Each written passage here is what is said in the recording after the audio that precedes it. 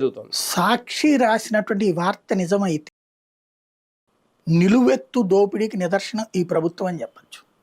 నిలువెత్తు దోచి పెట్టడానికి నిదర్శనం అని.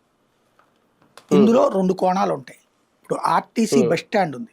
బస్ స్టాండ్లో టాయిలెట్స్ ప్రైవేట్ వాళ్ళే నడుపుతారు, క్యాంటీన్స్ ప్రైవేట్ వాళ్ళే నడుపుతారు. బట్ టికెట్లు ఇచ్చేది ఆర్టీసీనే, నడిపించేది ఆర్టీసీనే. అట్లాగే దాన్ని ఏమంటారు, ప్రైవేటు బస్సులని లీజుకి తీసుకుని హైర్ బస్సులు అంటారు వాటిని, అలా నడుపుతారు. అది ఆర్టీసీనే నడుపుతుంది. అది ప్రైవేటీకరణ కాదు, సర్వీసెస్ ని కొన్ని ప్రైవేటీకరించడం.